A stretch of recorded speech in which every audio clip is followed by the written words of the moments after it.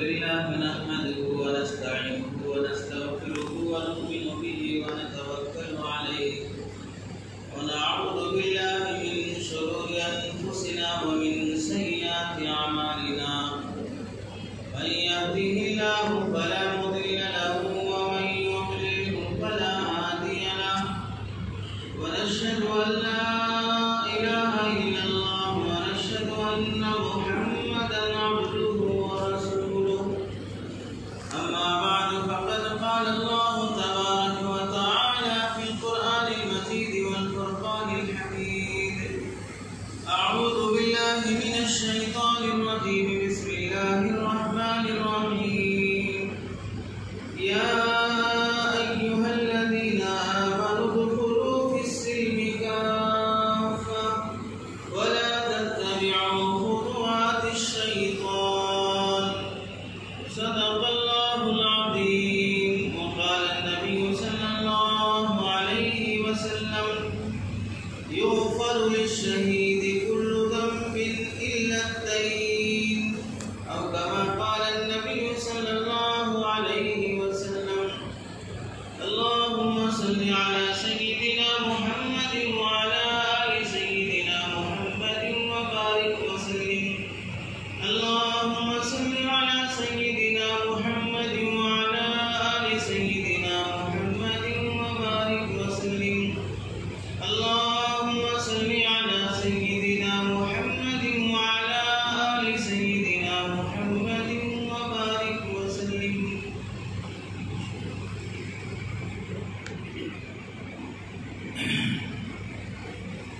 میرے محترم عزیزوں بزرگوں اور دوستوں، قرآن مجید کی آیت اور حدیث پاک آپ اللہ کے سامنے پڑھی گئی۔ قرآن مجید کی آیت کا تعلق تو بہت وسیع ہے۔ اللہ تعالیٰ ارشاد فرماتے ہیں یا ایھا الذین آمنوا، اے ایمان والوں، ادخلوا فی السلم کافہ، پورے کے پورے اسلام میں داخل ہو جاؤ، پکے مسلمان بن جاؤ۔ آدھا اسلام پہ چل رہے ہیں، آدھا یہودیت پہ چل رہے ہیں۔ بعض کام تو مسلمانوں کے کر رہے ہیں اور بعض کام ہندوؤں کے کر رہے ہیں۔ اس سے اسلام منع کرتا ہے اور اللہ تعالیٰ اس سے منع فرماتے ہیں۔ کامل مسلمان بن جاؤ۔ ایک مذہب کے ماننے والے ہیں، دوسرے مذہب والوں کو دیکھ لو، شرم آئے گی۔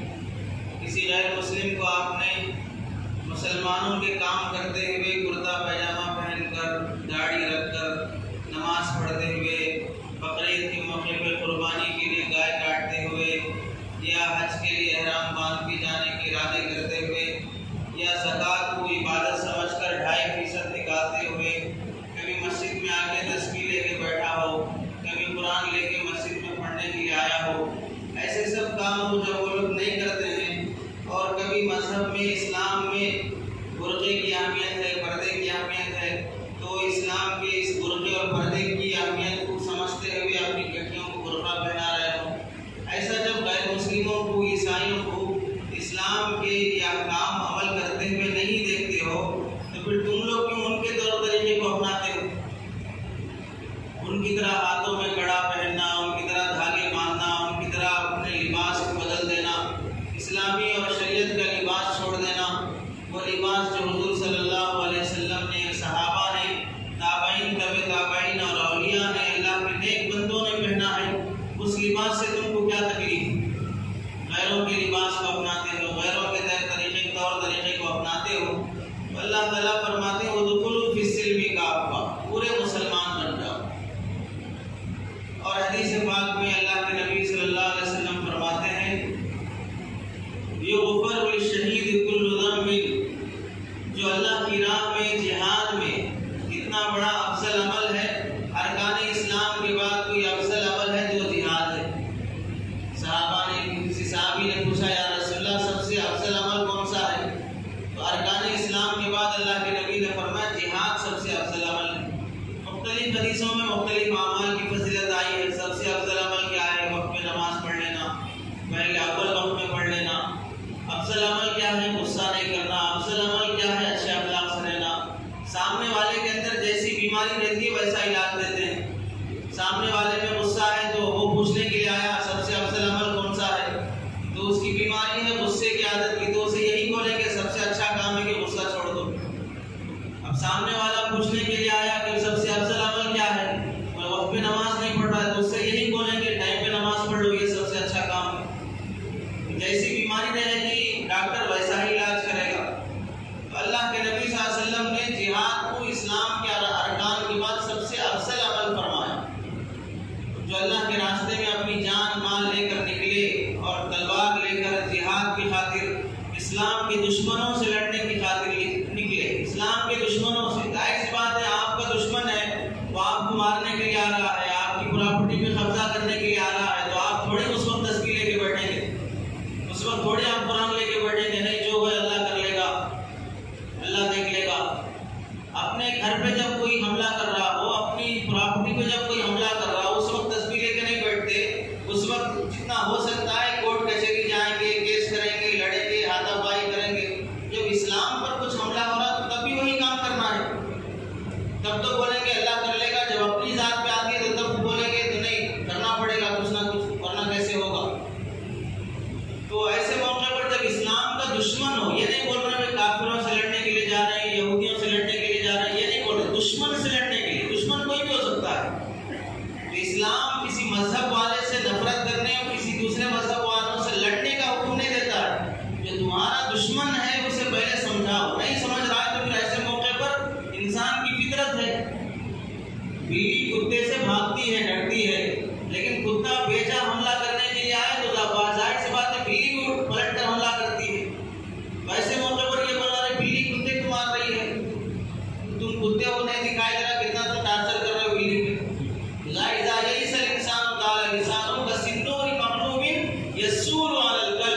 جب انسان عاجز ہو جاتا ہے تو پھر وہ زبان درازی کرنا اور اپنے سے بڑے کا بھی مقابلہ کرنا شروع کر دیتا ہے. جیسے کہ بلی جب کتے سے عاجز آ جاتی ہے تو اب مرنا ہے تو مار مار کے مریں گے. ایسے کیوں مریں گے؟ دو چار ہم بھی لگا کے مریں گے. اور یہی طریقہ ہے. اس وقت شرافت سے مر جانا کوئی طریقہ نہیں ہے. کوئی لڑنے کے لیے آیا، کوئی زبردستی مارنے کے لیے آیا، اس وقت بالکل گردن سامنے جھکا دیے، کر لو بھائی جو کرنا ہے، ہم اللہ کے لیے شہید ہونے کے لیے تیار ہیں. یہ کوئی شہادت کا مقام نہیں ہے. آپ اگر 200 آپ کو مارنے کے لیے آئے ہیں تو آپ 10 کو تو مار کے مریں گے. اسلام یہی سکھاتا ہے. ایسے ہاتھ پیر باندھ کے چوڑیاں پہن کے مرنا اسلام پسند، شجاعت مندی بہادری اسلام میں پسند ہے. اور وہ موقع پر کون سا موقع؟ جب وہ ایسا موقع آئے کہ وہاں دکھانا پڑتا ہے بہادری، تبھی ہوگا.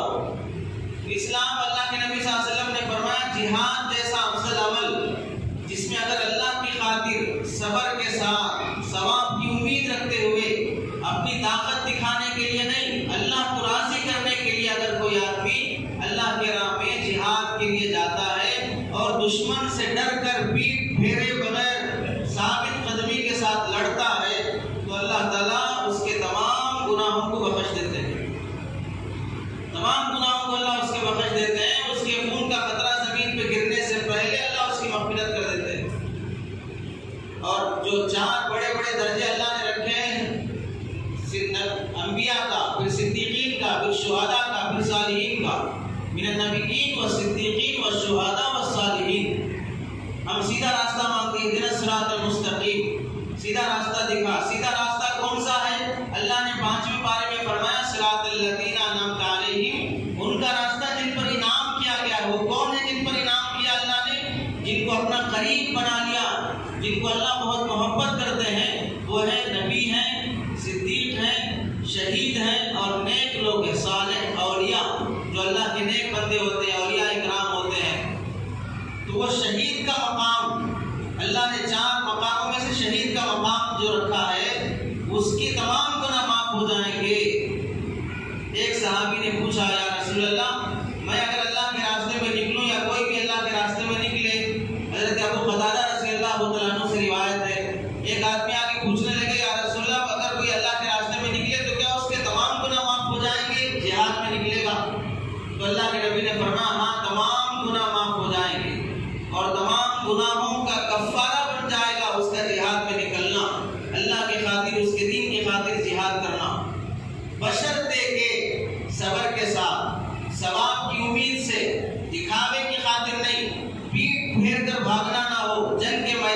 ڈر کے بھاگنا نہ ہو، اس کے ساتھ اگر وہ جنگ کر لے گا تو اللہ اس کے تمام گناہ معاف کر دے گا۔ اللہ کے نبی صلی اللہ علیہ وسلم سے اللہ کے نبی نے یہ فرمانے کے بعد پھر ان صحابی سے پوچھا، دوبارہ پوچھو کیا پوچھے؟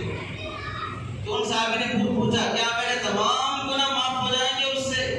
تو اللہ کے نبی نے فرمایا ہاں تمام گناہ معاف ہو جائیں گے، بشرطے کے صبر کے ساتھ، اللہ کے ثواب کی امید سے، اللہ کو راضی کرنے کے لیے پیٹ پھیر کے بھاگنا نہ ہو، دکھاوا نہ ہو، اور یہ بات بھی سن لو کسی کا قرضہ لے کے نہ مرا ہو، کسی کا قرضہ لے کے نہ مرا ہو۔ اگر کسی کا قرضہ لے کے مرا ہے اور کوئی پراپرٹی نہیں چھوڑا ہے قرضہ ادا کرنے کے لیے، شہید تو اپنے مقام کو پا نہیں سکتا، جنت میں جا نہیں سکتا۔ اللہ کے راستے میں جان دینے کے بعد بھی یغفر للشہید کل ذنب الا الدین، شہید کے تمام گناہ معاف ہو جائیں گے مگر قرضہ معاف نہیں ہوگا، اسے جنت میں جانے سے لوگوں کا قرضہ روک لے گا۔ ایک حدیث میں اللہ کے نبی صلی اللہ علیہ وسلم نے فرمایا، ایک صحابی کا جنازہ آیا نماز پڑھانے کے لیے، تو اللہ کے نبی صلی اللہ علیہ وسلم نے پوچھا ان کا قرضہ ہے؟ تو صحابہ میں سے کسی نے کہا ہاں قرضہ ہے، کچھ پراپرٹی چھوڑا ہے اپنا قرضہ ادا کرنے کے لیے؟ تو صحابہ نے فرمایا رسول اللہ ہاں پراپرٹی چھوڑا ہے۔ تو اللہ کے نبی نے جنازے کی نماز پڑھا دی کہ ان کی پراپرٹی میں سے قرضہ ادا ہو جائے گا۔ جب انسان مسلمان مرتا ہے تو 4 کام کرنا ہے۔ پہلا کام کیا ہے؟ مرتے ہی سب سے پہلے اس کے نہلانے، اسے کفن پہنانے، اسے تدفین کرنے کے لیے قبرستان میں قبر کا انتظام کرنا، یہ پہلا کام ہے۔ وہ اس کے مال میں سے کرنا بہتر ہے، جو مرنے والا ہے اس کے مال میں سے اس کے کفن کے کپڑے لا لو، اسے نہلانے کے لیے کسی غسال کو بلا لو اور قبر کو کھودنے کے لیے اس کا انتظام کر لو، یہ پہلا کام ہے۔ اس کے مال سے اسے اللہ کے حوالے کرنے کا انتظام کر دو۔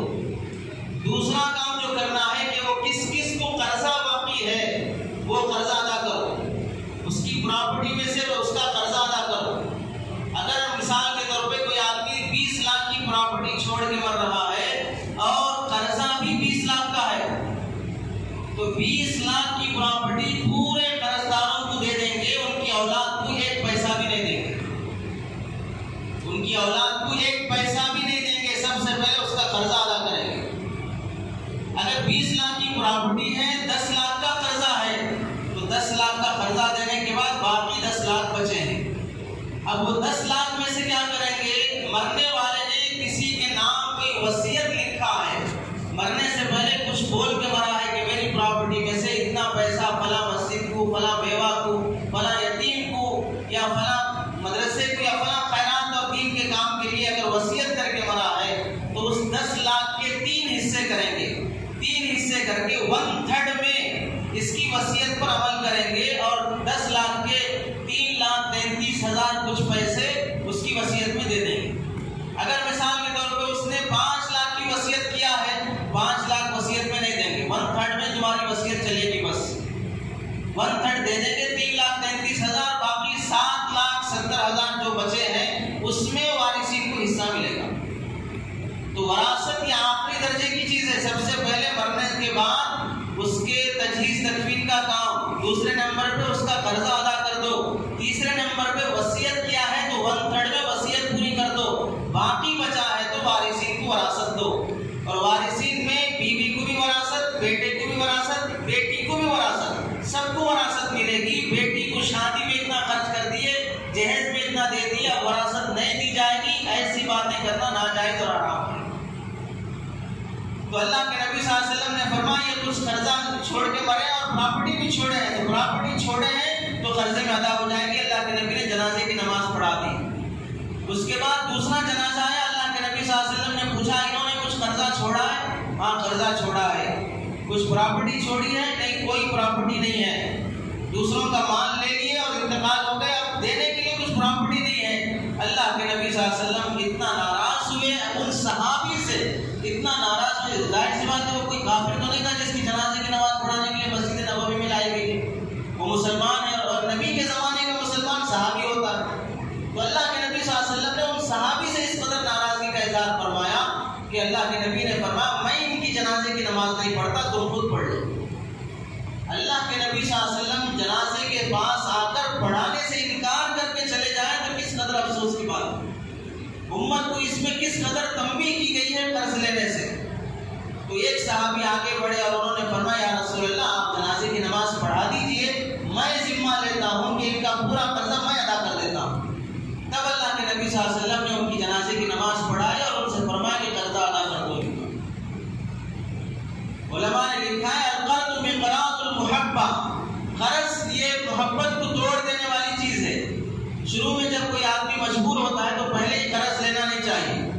بیہقی کی حدیث میں ہے اللہ کے نبی فرماتے ہیں پیبند پر پیبند لگا کے کپڑے پہن لو، فاقے پہ فاقہ گزار کے بھوکے رہ جاؤ، لیکن کسی سے قرضہ مت لو، کسی سے قرضہ مت لو۔ قرضہ لینا یہ رات کی بے چینی اور رنج ہے اور دن کے سکون کو ختم کر دیتا ہے۔ رات بھر ٹینشن رہتا، دن میں کب وہ قرض خواہ ملتا اور کہاں میری عزت چلی جاتی نہیں معلوم۔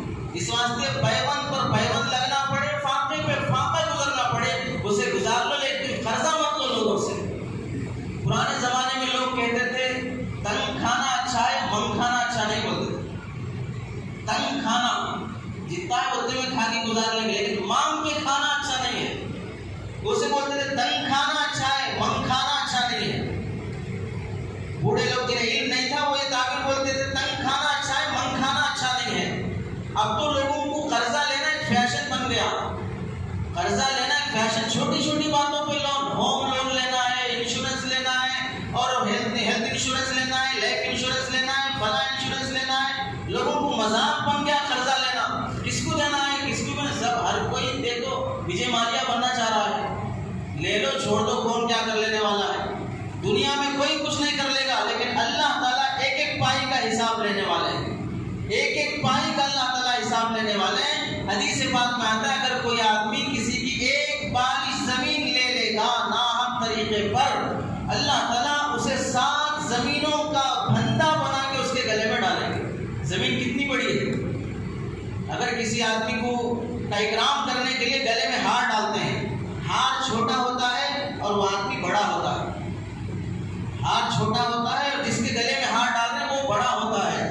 7 زمینیں جب بندہ بن جائیں گی تو انسان کتنا بڑا ہوگا؟ یہ 7 زمین جب بندہ بن جائیں گی، گلے کی پھانسی بن جائے گی، پھانسی چھوٹی رہتی ہے، انسان بڑا رہتا ہے۔ اللہ اس 7 زمین کو پھانسی بنا دیں گے تو انسان کتنا بڑا ہوگا؟ پھر پوری دنیا کے انسانوں کے سامنے اللہ تعالیٰ اسے ذلیل و رسوا کرے گا۔ اور الاشباب والنظائر کی شرح میں مفتی طاہر صاحب دامت برکاتہ نے لکھا ہے ایک حدیث کے حوالے سے، اگر کوئی مسلمان کسی کا ایک دانہ درہم کا چھٹا حصہ، جیسے 1 روپیے میں 4 آنے ہوتے ہیں، 1 روپیے میں 4 آنے ہوتے ہیں، تو ان 4 آنے میں سے 1 آنا، 1 روپیے میں 4 آنے ہوتے ہیں، 1 آنا، ویسے ہی درہم کے 6 حصے ہوتے ہیں، اس میں سے 1 حصے کو بولتے ہیں دانے، درہم کے 6 حصے۔ اگر کوئی مسلمان کسی کا ناحق طریقے پر درہم کا 6 حصہ، یوں سمجھ لو 4 آنے اگر لے لے گا اور موت سے پہلے اسے واپس بھی نہیں کیا اور اس سے معافی بھی نہیں مانگا، اللہ تعالیٰ کل قیامت کے دن اس 4 آنے کے بدلے میں 700 نمازیں جو جماعت کے ساتھ پڑھی گئی ہیں اس کا ثواب دیں گے۔ 700 نمازیں جو جماعت کے ساتھ پڑھی گئی ہیں، اللہ تعالیٰ اس کا ثواب اسے دلائیں گے جس کے تم 4 آنے کھا کر مرے ہو ناحق طریقے پر، بہن کی وراثت کھا کے مر گئے، پارٹنر کے پیسے کھا کے مر گئے، پڑوسی کی زمین کھا کے مر گئے، اور کسی دکاندار سے سودا لے کر قرضہ واپس کرے بغیر مر گئے، تو اللہ تعالیٰ ایک 4 آنے کے بدلے میں 700 نمازیں جو تم نے جماعت کے ساتھ پڑھی ہے اس کا ثواب دینا پڑے گا۔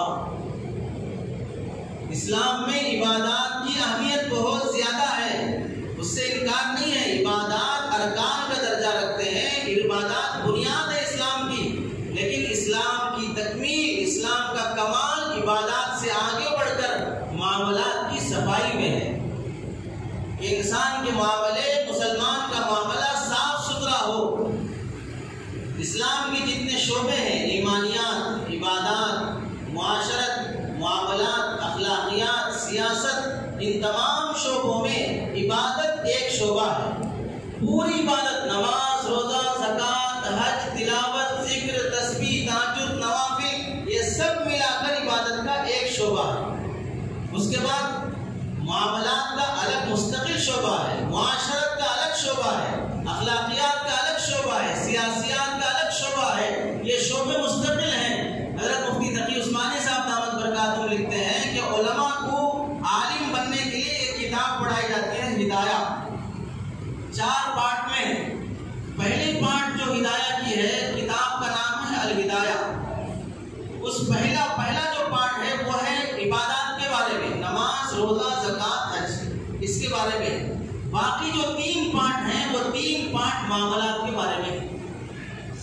اور یہ پوری ہدایہ کتاب پورے دین کا خلاصہ ہے، ایک اعتبار سے پورے دین کا خلاصہ ہے، پورے قرآن حدیث کا خلاصہ ہے۔ مسائل فقہ قرآن حدیث میں جو بیان کیا گیا، انسان کو زندگی گزارنے کے لیے جن چیزوں سے واسطہ پڑتا ہے اسے 4 پارٹ میں جمع کیے۔ پہلا پارٹ ہے عبادات کا، بس ایک ہے، باقی یہ 3 معاملات کے ہیں۔ تو اب اس سے اندازہ کر لو، عبادات پورے دین میں سے 1/4 ہے، بس پورے دین میں 1/4 حصہ ہے، باقی 3 حصے معاملات کے ہیں۔ اگر کوئی آدمی پکا نمازی ہے، پکا روزے دار ہے، پکا تہجد گزار ہے، پکے حاجی صاحب ہیں اور زکوٰۃ پابندی سے ادا کر دیتے ہیں، تو پوری تہجد، نوافل، ذکر، قرآن، حدیث سب پر عمل کرنے کے بعد بھی وہ دین کے ایک حصے پہ عمل کر رہے ہیں، باقی 3 حصے ابھی باقی ہیں، باقی 3 حصے ابھی باقی ہیں۔ امام محمد رحمۃ اللہ علیہ نے جب فقہ کی کتاب لکھی تو امام محمد رحمۃ اللہ علیہ سے غالباً کسی نے فرمایا کہ حضرت آپ نے مسائل کی تو کتاب لکھ دی ہے، اب تصوف کی، تزکیے کی کتاب لکھو کہ اللہ کا نیک بندہ، انسان اللہ کا نیک بندہ بننے کے لیے، صوفی، ولی، بزرگ بننے کے لیے وہ کیا کیا اعمال کرنا ہے، اس کے بارے میں کوئی کتاب لکھی آپ۔ تو حضرت امام محمد رحمۃ اللہ علیہ نے فرمایا میں نے جو مسائل کی کتاب لکھی ہے، بزنس کیسا کرنا، پڑوسی کے ساتھ کیسا رہنا، پارٹنر کے ساتھ کیسا رہنا، رشتہ داروں کے ساتھ کیسا رہنا، وہ جو ساری مسائل کی جو میں نے کتاب لکھی ہے، وہ مسائل کی کتاب بزرگ بننے کے لیے ہے۔ تم مسائل ڈھنگ سے کر لیے تو بزرگ بن جاؤ گے، باقی تسبیح تو ہے، تہجد تو ہے، نوافل ہے، ذکر ہے، سب ہے، لیکن یہاں سے اٹھ کے جانے کے بعد پھر وہی دھاندلیاں چل رہی، وہی جھوٹ، وہی دھوکہ، وہی خیانت چل رہا ہے، کبھی بزرگ نہیں بن سکتے، کبھی اللہ کے ولی نہیں بن سکتے۔ ایک صاحب اللہ والوں سے جڑ گئے تو انہوں نے، بزرگ نے ان کو نصیحت کی کہ دیکھو تم وکیل ہو، لائق ہو، رشوت نہیں لینا، جھوٹا کیس ہے معلوم ہے، پھر بھی تم اپنی فیس کی خاطر لڑ رہے ہو، رشوت کو ہاتھ نہیں لگانا۔ اب وہ بیٹھ گئے، مصلی بچھا کے تسبیح پڑھنے لگے، فجر سے لے کے اشراق تک تسبیح کا معمول ہے۔ اب کوئی بھی آتا چھوٹا موٹا ایسے ہی لوپا ٹوپی کرنے والا رشوت دینے کے لیے، بولتے میرے پیر صاحب بول دیے ہیں، میرے شیخ بول دیے ہیں، رشوت کو ہاتھ نہیں لگانا، مسلح اٹھا دیتے، یہاں رکھ کے چلے جاؤ،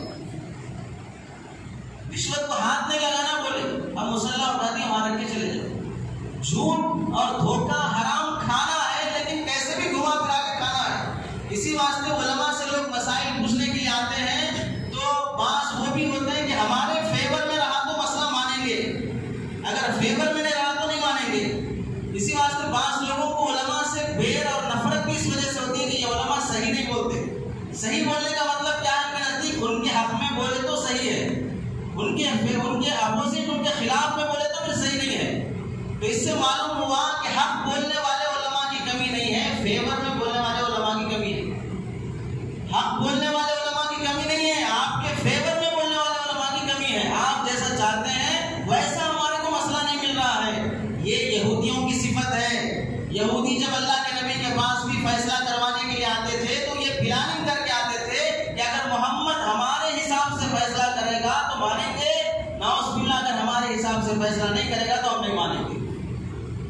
اور یہ مسلمانوں کے اندر یہ ایک صاحب انشورنس کا مسئلہ پوچھنے کے لیے آئے، تو اس وقت میں پڑھ رہا تھا، تو میں نے ان سے کہا کہ بھائی میں تو ابھی پڑھ رہا ہوں، فلاں ہمارے شہر کے بڑے مفتی صاحب ہیں، ان سے جا کے آپ مسئلہ معلوم کیجیے۔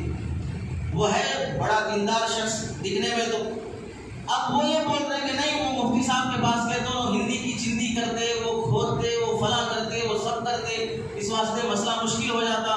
تو آپ کیا چاہ رہے ہیں؟ پورا ہندی کی چندی کرے پھر پورا تھان لپیٹ کے دے دینا ہے، آپ جو سلانا ہے سلا لو، چٹی سلا لو، پیجامہ سلا لو، جو کرنا ہے کر لو۔ ارے مسئلہ حلال حرام کا تبھی تو سامنے آئے گا جب آپ کی ہر بات ہم پوچھیں گے۔ ڈاکٹر صاحب آپ کا ٹریٹمنٹ تبھی تو کریں گے جب آپ کو کیا کیا ہو رہا ہے، کہاں درد ہے، اوپر سے کیا نکل رہا، نیچے سے کیا نکل رہا، پوچھیں گے تبھی تو آپ کی دوائی اب اس میں بولا نہیں وہ مفتی صاحب ہندی کی چندی کرتے فلاں کرتے، تو کیا مطلب ہوا؟ آپ مسئلہ پوچھنے نہیں آئے ہیں، آپ اپنے فیور میں کچھ بولتے ہیں تو بولو، ہم سننے کے لیے آئے ہیں۔ اسلام کے اندر معاملات کی صفائی کی بڑی اہمیت ہے۔ اللہ تعالیٰ حدیث پاک میں آتا ہے کہ اللہ تعالیٰ کل قیامت کے دن 3 مقدمے چلائیں گے۔ پہلا مقدمہ وہ ہے جس میں کوئی معافی کی امید ہی نہیں ہوگی۔ دوسرا مقدمہ چلائیں گے جس میں معافی اللہ تعالیٰ بندوں کے حوالے چھوڑ دیں گے، اور تیسرا مقدمہ وہ ہوگا جس میں معافی اللہ تعالیٰ اپنی مرضی پہ موقوف رکھ لیں گے۔ پہلا مقدمہ جس میں معافی کی امید ہی نہیں ہوگی وہ ہے شرک کا مقدمہ۔ جو شرک کرنے والا ہوگا وہ اللہ سے امید بھی نہیں لگا سکتا کہ اللہ میری آج بخشش کرے گا، کیونکہ وہ ایسا مقدمہ ہے اس میں بڑا آدمی بھی سفارش نہیں کر سکتا۔ سرکار دو عالم صلی اللہ علیہ وسلم بھی اللہ کی ذات سے مشرک کے بارے میں سفارش نہیں کریں گے۔ اور دوسرا مقدمہ ہے جس میں اللہ تعالیٰ معافی بندوں کے حوالے کر دیں گے، وہ ہے حقوق العباد۔ کسی کا پیسہ کھا لیے، کسی کو ٹارچر کرے، کسی کی عزت اچھالے، کسی کے عیب کو لوگوں کے سامنے پھیلائے، کسی کی برائیوں کا تذکرہ کرتے پھرے، کسی کی پراپرٹی پہ قبضہ کر لیے، کسی کے دل کو ٹھیس پہنچائے، یہ سارے مسائل اللہ تعالیٰ اپنی طرف سے معاف کرنا چاہے تو کر سکتے ہیں، وہ قادر مطلق ہیں، لیکن اس کا فیصلہ یہ ہے کہ میں اس میں انٹر نہیں ہوتا، میں اس میں دخل نہیں دیتا، میں بندے کو بندے کے حوالے کر دوں گا، تم دونوں آپس میں نمٹو، تمہاری کیا کیا پراپرٹی ہے اسے واپس کرو۔ قیامت میں کوئی پراپرٹی نہیں ہوگی، نیکیاں واپس کرنا پڑے گا۔ جب تک بندے کو اس کا حق نہیں مل جاتا اللہ اپنی طرف سے بھی معاف نہیں کرے گا۔ اللہ کی قدرت ہے معاف کرنا چاہے تو معاف کر دے۔ اور تیسرا معاملہ ہے حقوق اللہ کا۔ نماز ڈھنگ سے نہیں پڑھے ہیں، روزہ ڈھنگ سے نہیں رکھے ہیں، زکوٰۃ ڈھنگ سے نہیں دیے ہیں، یہ عبادات میں کچھ الٹی سیدھی حرکتیں ہو گئی ہیں تو اللہ تعالیٰ اپنی مرضی پہ موقوف رکھیں گے، چاہے تو بخش دیں چاہے تو اس کا عذاب دیں۔ نماز کا عذاب دے بھی سکتے ہیں اور نماز نہ پڑھنے پہ اللہ معاف بھی کر سکتے ہیں، لیکن قانون بتا دیا ہے کہ نماز چھوڑنے پہ جہنم میں جانا پڑے گا، جلنا پڑے گا، یہ سب بتا دیا ہے۔ اب معافی کی امید پہ گناہ کرنا ہی بیوقوفی ہے، معافی کی امید پہ گناہ کرنا ہی بیوقوفی ہے۔ آپ کو معلوم ہے مثال کے طور پہ ہاتھ کٹ گیا، فلاں آئلمنٹ لگانے سے ہاتھ کا وہ زخم صحیح ہو جاتا، تو یہ آئلمنٹ کس واسطے ہے؟ کٹ گیا تو لگانے کے واسطے ہے، کاٹ لے کے لگانے واسطے نہیں ہے، کٹ گیا تو لگانے کے واسطے ہے۔ تو ایسے اللہ معاف کر دیتا کا مطلب یہ نہیں ہے کہ بھائی گناہ کر کے معافی مانگو، مطلب ہے کہ گناہ ہو گیا تو معافی مانگو۔ تو گناہ کرتے رہنا اس امید پر کہ اللہ معاف کر دے گا بیوقوفی ہے۔ زہر کھا رہے اس واسطے کہ وہ دوا رکھی ہوئی ہے، زہر کھائیں تو پی لیں گے صحیح ہو جائیں گے۔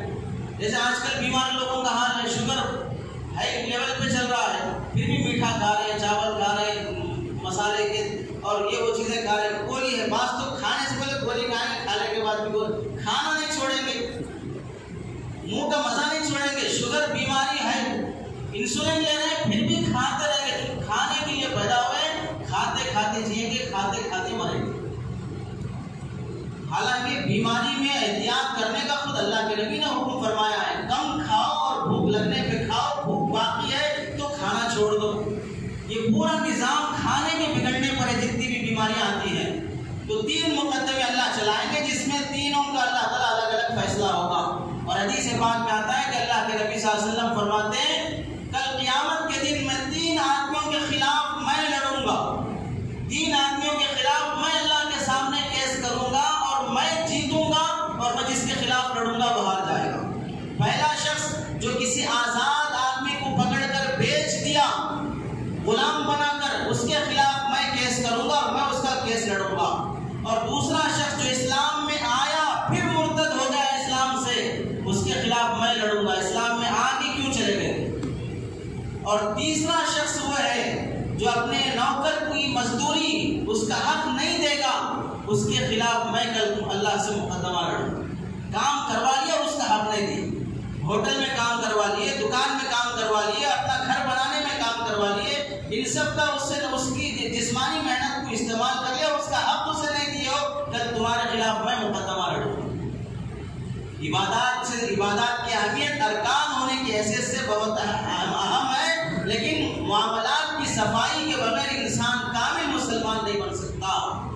انسان کامل مسلمان نہیں بن سکتا معاملات کی صفائی کے بغیر۔ آج مسلمان دیکھو، تھوڑا ایک بزرگ فرما رہے تھے حضرت مولانا سجاد صاحب نعمانی دعوت برکاتہم، کہ آپ لوگوں نے دیکھا ہوگا کہ مسجدوں کے باہر بہت سی غیر مسلم عورتیں اپنے بچوں کو لا کے کھڑتی ہیں اور وہ دم کروا لیتی ہیں امام صاحب سے اور فلاں نمازی سے فلاں سے، کہ وہ دم کر کے جائیں گے تو بچے کی طبیعت ٹھیک ہو جائے گی۔ غور کرنا یہ ہے کہ جب وہ ہمارے خدا کو نہیں مانتی، ہمارے اسلام کو نہیں مانتی، ہماری نماز وہ نہیں پڑھتی ہے، ہماری شریعت پہ نہیں چلتی ہے، تو ہماری مسجد کے سامنے آ کے دم کیوں کروا رہی ہے؟ اگر مسلمان کے اندر اتنا پاور ہے کہ اس کے دم کر دینے سے بچہ ٹھیک ہو جائے گا، یہ مسلمان گھروں میں بھی ہیں، یہ مسلمان مارکیٹ میں بھی ہیں، آفسوں میں بھی ہیں، اپنے دفتروں میں بھی ہیں اور اپنی کمپنیوں میں بھی ہیں، وہاں بھی جا کے دم کروا سکتی تھی، یا مسجد میں آ کے دم کروانے کی وجہ کیا ہے؟ پتا چلا اس کی وجہ یہ ہے کہ آج کا مسلمان صرف مسجد کے اندر مسلمان ہے، مسجد کے باہر مسلمان نہیں ہے۔ مسجد کے باہر دکان پہ جا کے بیٹھے گا، وہ بھی جھوٹ بول رہا ہے، وہ بھی دھوکہ دے رہا ہے، وہ بھی سود کھا رہا ہے، وہ بھی رشوت لے رہا ہے، وہ بھی ڈنڈی مار رہا ہے، وہ بھی الٹی سیدھی حرکتیں کر رہا ہے، اور غیر مسلم بھی وہ ساری برائیاں اور خباثتیں کر رہا ہے، اور مسلمان بھی وہ ساری برائیاں کر رہا ہے۔ تو برائیوں میں اس میں اور ہمارے مسلک والے میں، ہمارے مذہب والے غیر مسلم میں کیا فرق ہے؟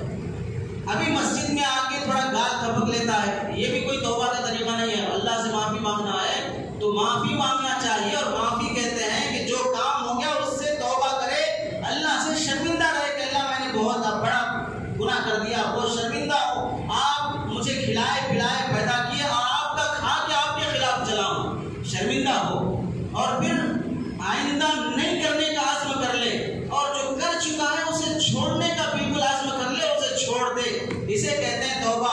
گال تھپک لینے کا نام توبہ نہیں ہے۔ اگر گالوں پہ مار لینا ہے تو کسی دوسرے آدمی کو بولو بہت اچھا مارے گا، اپنے گالوں پہ تو خود تھوڑا ہلکا مار لیتے ہیں، دوسرے آدمی کو بولے تھوڑا دبا کے دے گا، وہ پکی توبہ ہو جائے گی ایک ہی بار میں، جو دانت وغیرہ ہل رہے ہیں وہ سب اپنے ٹھکانے لگ جائیں گے۔ گال پہ مارنا یہ کوئی توبہ نہیں ہے، ایک طرح کی بدعت ہے۔ توبہ یہ ہے کہ جو کرتے ہو گناہ وہ چھوڑ دو، آئندہ نہیں کرنے کا عزم کرو، جو ہو گیا اس پہ شرمندہ رہو۔ ان تین چیزوں کا نام توبہ ہے۔ تو مسجد میں ہے تو توبہ تلا کر کے باہر نکلتا ہے، اور مسجد کے باہر جائے گا تو وہ سارے گناہ کرے گا۔ اس واسطے مسجد سے نکل رہا ہے، ابھی تھوڑا زبان صاف ہے، ابھی تھوڑا نگاہ صاف ہے، ابھی تھوڑا نیت صاف ہے، اب دم کرا لو، تھوڑا اثر رہے گا۔ پھر دکان پہ جا کے دم کرائیں گے، بچہ تو بیمار ہے، دکان پہ دم کرائیں گے تو کل صبح مر جائے گا۔ اتنا جھوٹ، اتنا دھوکہ، اتنی خیانت جو کر رہا ہے۔ ایک حدیث میں آتا ہے کہ اللہ کے نبی نے فرمایا دنیا میں سب سے پہلے جو اٹھا لیا جائے گا وہ ہے امانت داری، اٹھا لی جائے گی، سب سے پہلے امانت داری ختم ہو جائے گی، اور سب سے آخر میں جو اٹھایا جائے گا وہ ہے نماز اٹھائی جائے گی۔ کیا پتا چلا کہ آدمی خائن، دھوکے باز ہو سکتا ہے اور نمازی بھی ہو سکتا ہے، کیونکہ ابھی نماز نہیں اٹھائی گئی، نماز آخر میں اٹھائی جائے گی۔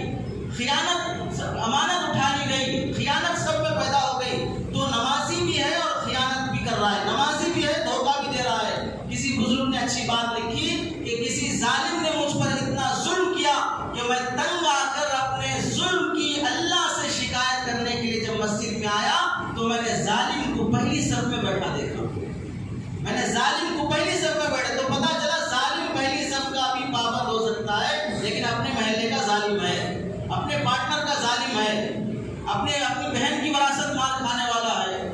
تو عبادات کی اہمیت کے ساتھ ساتھ معاملات کی صفائی، بزنس کرتے ہیں باپ اور بیٹا دونوں مل کر، بھائی بھائی مل کر، کوئی بزنس کے اندر سلیقہ اصول نہیں ہے۔ بڑا بھائی، چھوٹا بھائی اور باپ تینوں مل کے بزنس شروع کیے ہیں، کس کا کتنا پیسہ ہے؟ بڑا بھائی 10 لاکھ لگایا، چھوٹا بھائی کچھ بھی نہیں لگایا، اور باپ کی پوری پراپرٹی باپ کی ہے، اب تینوں مل کے کر رہے ہیں۔ اب یہ بیٹا پارٹنر ہے، بیٹا ملازم ہے، بیٹا تنخواہ لے گا، میں پارٹنر کے حساب سے فیصدی لے گا، کیا حساب سے لے گا؟ کوئی طے نہیں ہوا۔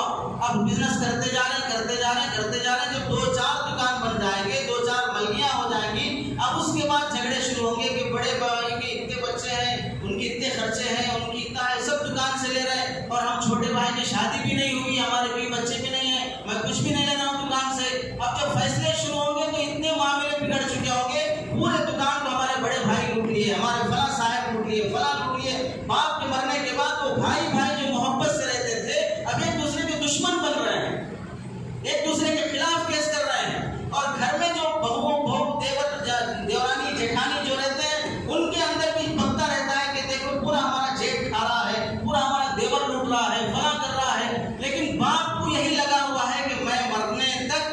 سب ایک چھت کے نیچے رہنا، میں مرنے تک سب کی ایک ہی ہانڈی رہنا، ایک دستر پہ بیٹھ کے کھانا، باقیاں دلوں میں خوب پکڑا ہے، ایک دوسرے کی غیبتیں ہو رہی ہیں، مارنے پہ تیار ہیں، بس انتظار ہے بوڑھا مرے گا تو دیکھیں گے کیا ہوگا، لیکن باپ یہی فکر ہے کہ نہیں ایک چھت پہ رہنا۔ بزرگوں ایک چھت ضروری نہیں ہے، ایک دل ہونا ضروری ہے، ایک دل ہونا ضروری ہے۔ ایک چھت پہ رکھ کر اپنے بچوں کو آپس میں دشمن بنا دینے سے بہتر ہے ان کو الگ الگ گھروں میں رکھ کے آپس میں ایک دوسرے کا خیر خواہ بناؤ، ایک دوسرے کی محبت دلوں میں باقی رہے، ایک دوسرے کا حق ادا کرتے رہے۔ گھر میں ایک دوسرے کے ساتھ ہے لیکن لڑائی جھگڑے چل رہے ہیں، رات میں 2-2 بجے تک ایک دوسرے کی غیبتیں ہو رہی ہیں، یہ کون سی انسانیت، یہ کون سی معاشرت ہے؟ اور اکثر و بیشتر جو ماں باپ اپنے بچوں کو جدا ہونے نہیں دیتے بلکہ عزت اور سلیقے سے خود جدا کر دینا چاہیے۔ 25 سال کا ہو گیا، شادی کر دیے، کاروبار سکھا دیے، کیسا جینا ہم بتا دیے، لو اپنا بوریا بستر اٹھاؤ، اپنی بیوی کو لو بازو جاؤ مکان لو، کچھ ضرورت پڑے ہم سے مدد لو، ہم تمہاری رہبری کریں گے، تمہارا ساتھ دیں گے۔ یہ صحیح طریقہ ہوتا ہے۔ آپس میں لڑ جھگڑ کے ٹوٹ مار مرا کے اس کے بعد نکل رہے ہیں، یہ کون سی عقل مندی کی بات ہے؟ اور یہ ایک ساتھ رہنے کا جذبہ کیوں ہوتا ہے؟ اکثر بیشتر لوگوں میں جذبہ اس واسطے ہوتا ہے، محلے والے کیا بولتے ہیں، محلے والے کیا بولتے ہیں، ان کے بچے الگ الگ ہو گئے، سب ٹوٹ گئے، سب چھوڑ کے چلے گئے۔ محلے والوں کا غم اتنا سوار ہے کہ بیٹوں کے جھگڑے گوارا ہے لیکن محلے میں میری عزت نہیں جانا، جب تک میں زندہ ہوں محلے والے سمجھنا پورے بچے بڑے سلیقے کے، سب مل کے رہتے، سب اچھے رہتے، اندر کتنا جھگڑا ہو رہا ہے وہ نہیں معلوم، لوگوں کو دکھانے کی خاطر اپنے رشتوں کو توڑ رہا ہے۔ تو بزرگوں بچوں کے اندر سلیقہ پیدا کرو اور اپنا جینا انہیں راستہ دکھا دو، اور بچوں کی ذمہ داری ہے کہ ماں باپ کی خدمت کرنا، ماں باپ کا ساتھ نہیں چھوڑنا، ماں باپ کو اپنے گھر میں رکھانا، ماں باپ کو بڑھاپے میں سہارا بننا، یہ بچوں کے لیے حکم ہے۔ ان سے ہم یہی کہیں گے، شریعت یہی کہے گی، اور بڑوں سے یہی کہیں گے کہ آپ ایسا کرو، آپ ایسا کرو۔ تو باپ بھیجنے کے لیے تیار ہے اور بیٹا جانے کے لیے تیار نہیں کہ ابا جان میں آپ کی خدمت کروں گا، آپ جب تک ہیں میں آپ کے ساتھ رہوں گا، تب جا کے محبت ہوتی ہے، ورنہ بیٹے انتظار کرتے ہیں کہ کب ہم جدا ہوں گے یہاں سے، کب الگ جینا بنائیں گے، اپنا الگ گھر بسائیں گے۔ معاملات کی صفائی بہت ضروری ہے۔ اللہ کے نبی صلی اللہ علیہ وسلم نے ایک مرتبہ صحابہ سے پوچھا تم فقیر اور بھکاری کسے سمجھتے ہو؟ تو صحابہ نے فرمایا بھکاری ہم سمجھتے ہیں جس کے پاس پیسہ نہیں ہے، کپڑا نہیں ہے، گھر مکان نہیں ہے، لوگوں سے مانگ کے اپنا گزارا کر رہا ہے، ہم اسے بھکاری سمجھتے ہیں۔ تو اللہ کے نبی نے فرمایا بھکاری وہ نہیں ہے جس کے پاس پیسہ سامان کپڑا نہ ہو، اصل بھکاری آخرت کا بھکاری ہے، دنیا کا بھکاری نہیں، آخرت کا بھکاری ہے۔ آخرت کا بھکاری کون ہے؟ نمازیں بہت ہیں، روزے بہت ہیں، زکوٰۃ بہت ہے، حج بہت ہے، نوافل بہت ہیں، عبادتیں بہت کر کے لایا، اس کی نیکیاں احد پہاڑ کے برابر ہیں وہاں آخرت میں۔ حساب کتاب شروع ہوا اور اللہ تعالیٰ اس کے حساب کتاب کو لے کے قریب ہے کہ اسے جنت کا فیصلہ ہو جائے، اور اس کے محلے کے لوگ آئیں گے، کسی کی زمین ہڑپ لیا، کسی کا پیسہ لے کے واپس نہیں کیا، کسی کا قرضہ لے کے واپس نہیں کیا، پڑوسی سے لڑ لیا اور اسے زبردستی مارا اور اسے ٹارچر کیا، اور کسی کی غیبت کر لی اور کسی کے دل کو ٹھیس پہنچایا، یہ سب لوگ وہاں پر جمع ہوں گے اور اللہ سے کہیں گے اللہ ہمیں انصاف دلا، ہمیں انصاف دلا، محلے میں ہم کو انصاف نہیں ملا، کسی جس کے پاس بھی جاتے بولتے ہم کو نہیں ہوتا جاؤ تم دیکھ لو اپنا دیکھ لو، بڑے بڑے دیندار بھی بول دیتے تھے ہم سے نہیں ہوتا جاؤ چھو ہمارے پیچھے رکھواؤ، کوئی ہمارا ساتھ دینے تیار نہیں تھا، ہم اسی امید پہ تھے کہ آج انصاف کا دن ہے، تو اللہ تعالیٰ اس بڑے عبادت گزار کو رکائیں گے اور کہیں گے ان کا بدلہ دو، بدلے کے لیے وہاں پر نیکیوں کے علاوہ کچھ نہیں ہوگا۔ تو اللہ تبارک و تعالیٰ کیا فرمائیں گے؟ یہ جو احد پہاڑ کے برابر نیکیاں یہ سب اٹھا کے ان کو دے دو، پوری احد پہاڑ کے برابر کی نیکیاں، حج کی، نماز کی، روزے کی، زکوٰۃ کی، سب اٹھا کے جو حقوق مانگنے والے تھے، زمین والا، پیسے والا، قرضے والا، پڑوسی، اپنی بہن جس کی وراثت مار کے کھا گئے وہ بھی آئے گی، سب کو ان کی نیکیاں مل جائیں گی۔ پورا احد پہاڑ نیکیوں کا ختم ہو گیا، اب حق مانگنے والے اور لائن لگا کے کھڑے ہیں، اب کہاں سے دیں گے؟ اللہ فرمائیں گے ان کے گناہ اٹھا کے اس کے سر پر ڈالو، ان کے گناہ اٹھا کے اسے ڈالیں گے، جنت میں کیا جس کا فیصلہ ہو رہا تھا اسے جہنم کا فیصلہ کر کے جہنم میں بھیج دیں گے۔ یہ ہے مفلس، یہ ہے بھکاری، اتنا کما کے لایا لیکن وہاں آنے کے بعد پتا چلا کہ تمہارا کچھ نہیں تھا، تم فقیر تھے، تم بھکاری تھے، یہ اصل میں بھکاری ہے۔ تو عبادتیں کرنے کے ساتھ ساتھ عبادات کی حفاظت کب ہوگی؟ جب ہم معاملات میں صاف صفائی رہے گی، معاملات کی درستگی رہے گی،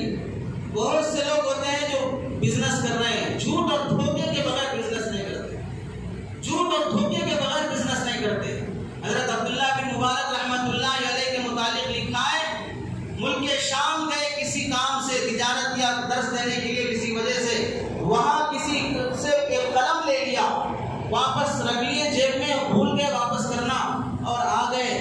آنے کے بعد اپنا گاؤں, مرد ان کا گاؤں کا نام ہے, آنے کے بعد جب دیکھا تو جیب میں پین رکھا ہوا ہے اور وہ ملک شام کا, یہاں سے 1000 کلومیٹر دور ہے. پھر اس کے بعد کشتی کا کرایہ دیا اور پھر کہا کہ مجھے چلو واپس جانا ہے ملک شام. شاگردوں نے کہا کیوں جا رہے ہو؟ قلم فلاں صاحب کا لے کے آ گیا تھا, واپس کرنے کے لیے جا رہا ہوں. قلم کی قیمت 2 درہم کی ہے, جانے میں جو پیسہ لگے گا وہ 1000 درہم کا لگے گا. 2 روپے کا قلم ہے لیکن جا کے آنے کے لیے 1000 روپے لگیں گے, تو بھی دے کے واپس دے کے آنا ضروری ہے. کیوں؟ اس واسطے کہ یہ اس کا حق ہے, اور میں اگر 1000 روپے اس کے نام پہ صدقہ کر دوں گا تو وہ نفل ہے اور یہ فرض ہے, اور فرض کا مقابلہ نفل نہیں کر سکتا. گئے واپس کر کے آئے. ابن عساکر رحمۃ اللہ علیہ کے متعلق لکھا ہے ان کے ساتھ ایسا ہی ہوا, کسی کی کوئی چیز لے کے آ گئے تھے اور شاگردوں سے کہنے لگے 1 مہینے کا سبق نہیں ہوگا. شاگردوں نے کہا کیوں سبق نہیں ہوگا؟ فلاں صاحب کا پین لا لیا ہوں, واپس کرنے جا رہا ہوں. تو شاگردوں نے کہا حضرت معمولی پین ہے, یہ کیا واپس کرنے جائیں گے؟ تو انہوں نے حدیث سنائی کہ اللہ کے نبی نے سے میں نے فلاں صحابی کے حوالے سے سنا ہے, اللہ کے نبی نے فرمایا 1 لاکھ درہم اور 1 لاکھ درہم اور 1 لاکھ درہم اور 1 لاکھ درہم اور 1 لاکھ درہم اور 1 لاکھ درہم, 6 لاکھ درہم اللہ کے راستے میں صدقہ کرنے سے بھی زیادہ 1 درہم کی چیز جس کی اسے واپس لوٹا دو, 1 روپے کی چیز جس کی اسے واپس لوٹا دو, یہ 6 لاکھ درہم صدقہ کرنے سے بھی زیادہ وہ بہتر ہے, وہ ضروری ہے. تو حق والے کا حق بہت سے بندے ہوتے ہیں قرض لینے کے لیے آتے ہیں, قرض لیتے وقت بہت شریف جبرائیل بن جاتے ہیں. وہ تو ایسے جبرائیل اتنا شریف نہیں بنتے ہوں گے کیونکہ ان کی شرافت بھی لازم ہے, وہ ڈھونگی بابا نہیں ہے حضرت جبرائیل علیہ السلام, کبھی ایسے بنے کبھی ویسے بنے, وہ تو بڑے پاکیزہ فرشتے ہیں. تو یہ جو ڈھونگی رہتے ہیں ایسا صوفی بن کے آتے ہیں کہ آپ نہیں دیکھ رہے میرے کو, یہی رہتا ہوں, کہاں جاتا آپ کا پیسہ؟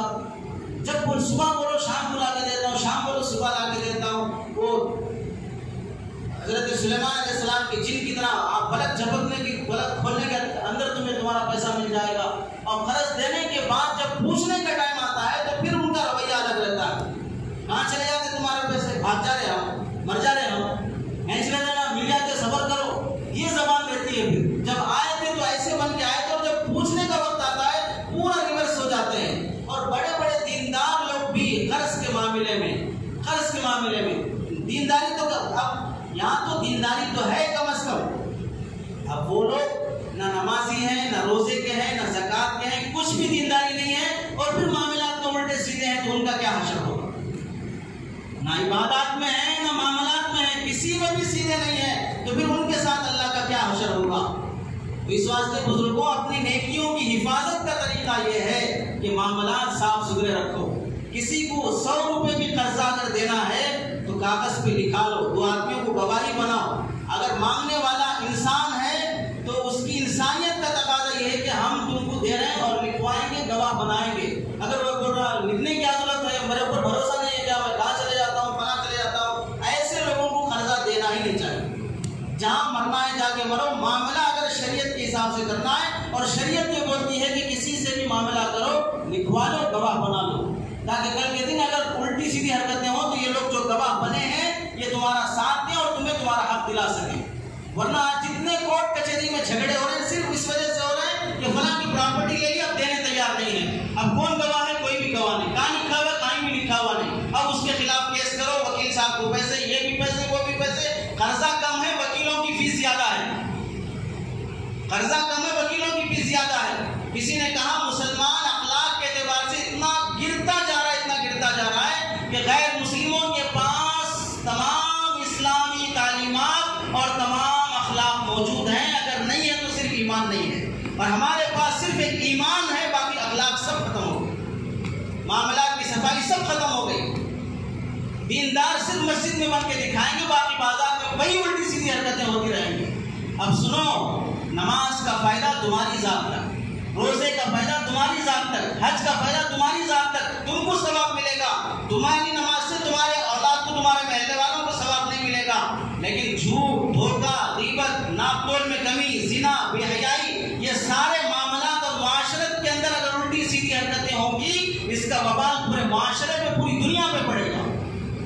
یہ گناہ متعدی ہے اور عبادت کی جو نیکی ہے وہ لازم ہے، اور ان معاملات اور معاشرت کا جو وبال اور جو فساد ہے، اسی واسطے حضرت ابن عباس نے فرمایا ناپ تول میں کمی ہو جاتی ہے تو اللہ تعالیٰ قحط ساری لا دیتے ہیں، زکوٰۃ نہیں دیتی ہے یہ قوم تو اللہ تعالیٰ بارش نہیں برساتے ہیں، بے حیائی عام ہو جاتی ہے تو اللہ تعالیٰ اس قوم کے اندر بیماریاں اور موت کی کثرت عام کر دیتے ہیں۔ غلط تعلقات، زنا، بدکاری اور ایک دوسرے سے محبت کرنا، گندے ناجائز تعلقات رکھنا، اس کا وبال ان دونوں کو نہیں ہوتا ہے، پورے معاشرے کو پڑتا ہے۔ اللہ تعالیٰ نئی نئی بیماریوں کو مبتلا کر دیتے ہیں، شوگر، بی پی اور ہارٹ، فلاں یہ بیماریاں اب کسی عمر کی محتاج نہیں، چھوٹے بچوں کو بھی شروع ہو گئی ہیں، جوانوں کو بھی شروع ہوتی جا رہی ہیں۔ تو بزرگوں معاملات کی صفائی کا اہتمام کرو، اسی سے نیکیوں کی حفاظت ہوگی۔ اللہ تعالیٰ سے دعا ہے کہ عمل کی توفیق نصیب فرمائے۔ وآخر دعوانا الحمدللہ رب العالمین۔